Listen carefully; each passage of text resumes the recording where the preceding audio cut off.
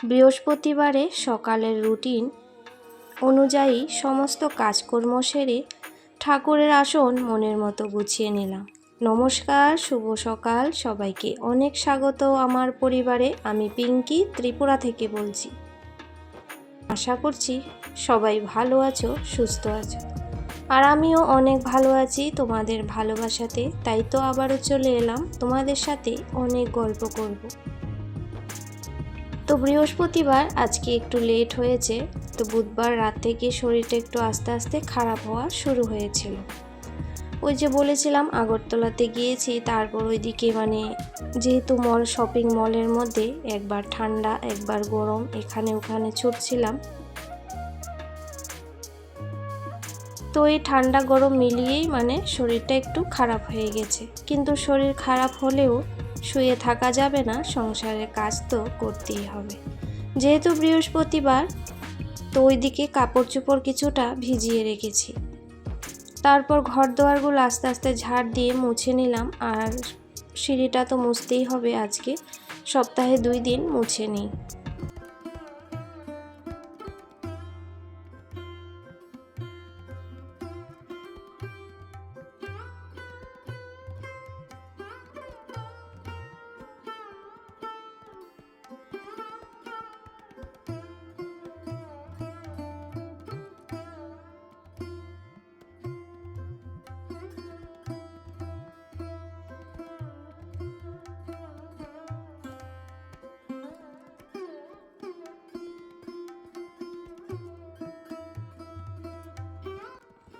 কালকেও প্রচুর গরম পড়েছিল বলে রাত্রিবেলাতে একটু ভালোই বৃষ্টি হয়েছে। তো বৃষ্টি হওয়াতে একটু তো স্বস্তি পাওয়া গেছে, কিন্তু পরদিন সকাল মানেই আবার সেই।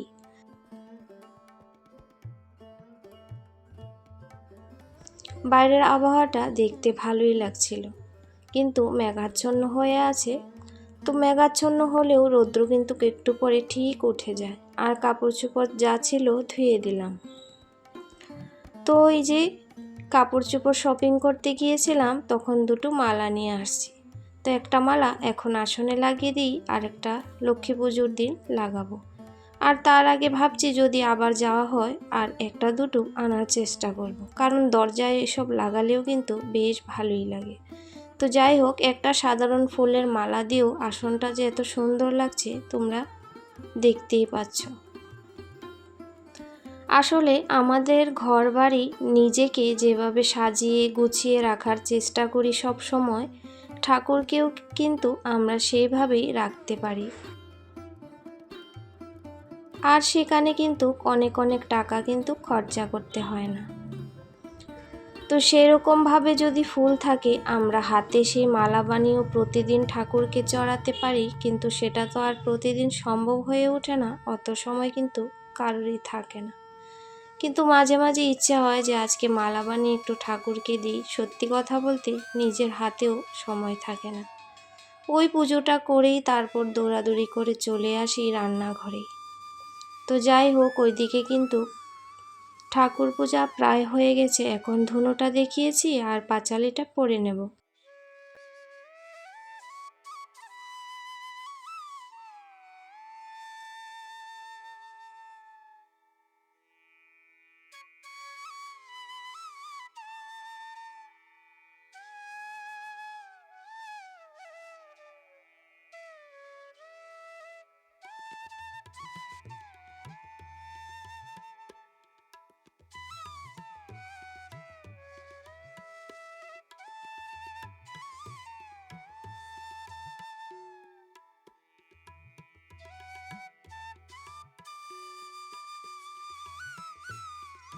তো ঠাকুর পূজা দেওয়ার পর মনটাতে একদম আলাদাই একটা শান্তি আসে। তো তারপরে এসে চিয়া সিডের জলটা খেয়েছিলাম আর সবাইকে চা করে দিয়েছি। তো আমি অনেকটা সময় পর একটু লিকার চা বানিয়ে খেয়েছিলাম। তারপরে দিকে রান্নাবান্নায় চলে এসেছি। তো রান্নাবান্না সকালে ভাবছি আজকে ব্রেকফাস্ট ভাত করব। আলু ভাতে দেব আর একটু ভর্তা ডাল করে নেব। তো তার আগে কৌটাগুলি দেখছি বেশ খালি খালি হয়ে আছে, তো ভাবলাম সেগুলো একটু ভরে নিই।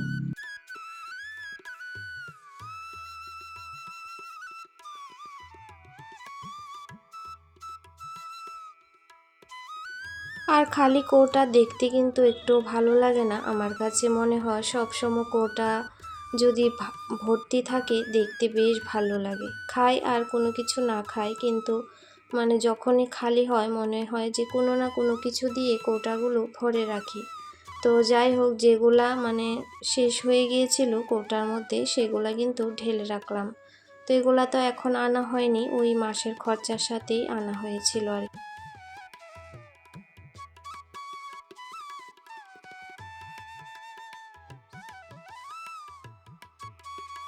তো বৃহস্পতিবারে একটু সকালবেলাটায় কাজের চাপ থাকে অন্যদিকের তুলনায়।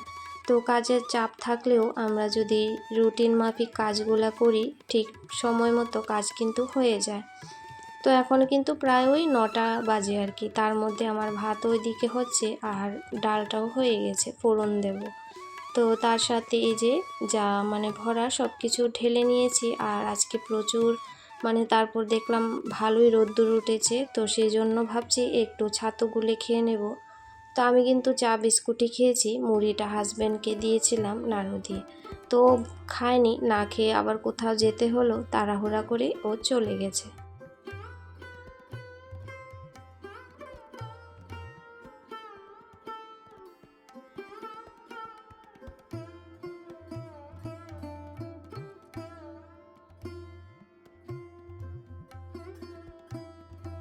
তো শরীর ভালো না থাকলেও কিন্তু কাজগুলি যেরকম করতে হয়, যেগুলা না করলে না হয় সেগুলা তো করতেই হবে।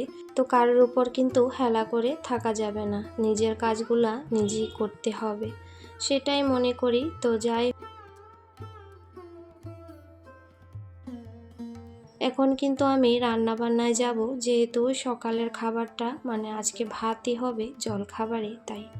তারপর ওইদিকে আবার চিকেন নিয়ে আসছে, চিকেনটা দুপুরের জন্য রান্না করব, মানে সকালের খাওয়া দাওয়াটা হলে পরেই রান্না করব।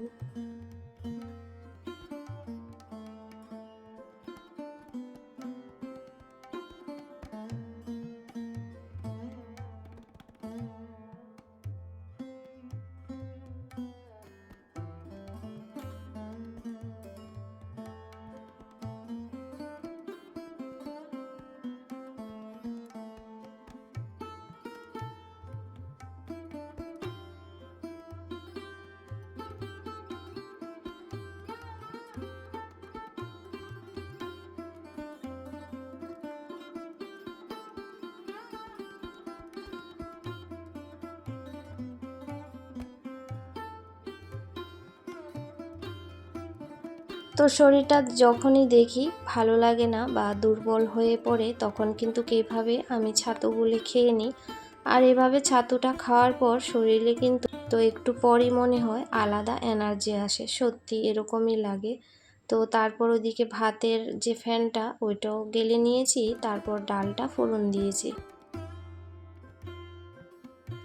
তো আগে যদি জানতাম সকালে আজকে রুটি বানাতে পারবো না, মানে শরীরটা এতটাই খারাপ লাগছিল, রুটি বানানোর আর এনার্জি ছিল না।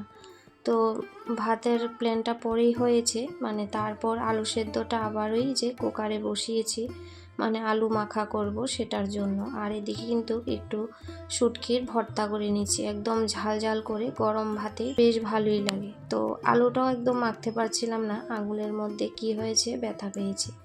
তো একদম চামড়াটা উঠে গিয়েছিল বলে পরে গ্লাস নিয়েছিলাম মাখার জন্য, তো দেখলাম যে হচ্ছে না। তো ছেলেকে বললাম তুই মেখে দে, তো মেখে দিয়েছে, তো ওকে কিন্তু ভাতটা দিয়েছি। তো এখন প্রায় 10টার মতো বাজে, কারণ ও তো অনেক সকাল উঠে ভোরে 4টা বা 3:30 4টার সময় ঘুম থেকে উঠে, তো ওর খিদেতে পাবেই। তো যাই হোক, এখানে আমিও কিন্তু খেয়ে নিয়েছিলাম ওকে দেওয়ার পরে। আমি যখন খেয়েছি তখন 10:30 বাজে। তারপরে এই যে আমি কাপড় চোপড় নিতে চলে এসেছি ছাদে, আর দেখো কত ভালো কিন্তু রোদ্দুর উঠে গেছে।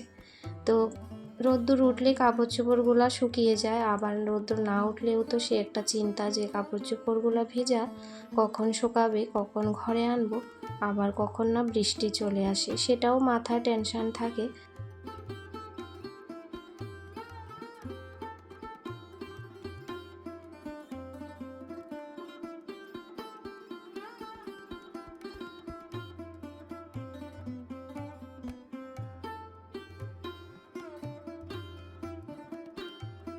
তো কাপড় চোপড়গুলো নিয়ে আসার পর মশলাটা তৈরি করে চিকেনটা রান্না করে নিয়েছি।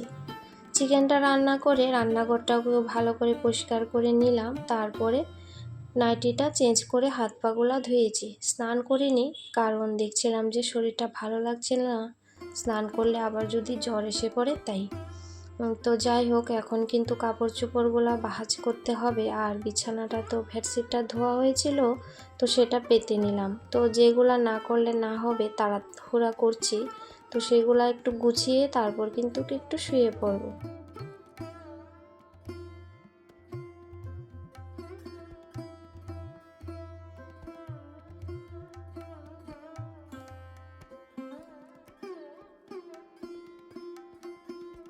তো সকাল থেকে একটানা এই কাজগুলো করছিলাম। এখন প্রায় 12:30টার মতো বাজে। বেলাটা কিন্তু কিভাবে হয়ে যায়, এই যে সকাল 5:30টার থেকে ঘুম থেকে উঠলাম, তারপরে এই যে 12:30টা পর্যন্ত একটানা ভালো লাগছে না বলেও কিন্তু সমস্ত কাজ কিন্তু করেই যাচ্ছি। তো ঘরদোর গোছানো পরিপাটি না থাকলেও ভালো লাগে না, যতক্ষণ মনে হয় যে গুছিয়ে না রাখি শরীরটা আরও এগুলো দেখে আরও খারাপ হয়ে যায়। তো যাই হোক, আজকের ভিডিওটি এখানে শেষ করছি। সবাই খুব ভালো থেকো, সুস্থ থেকো।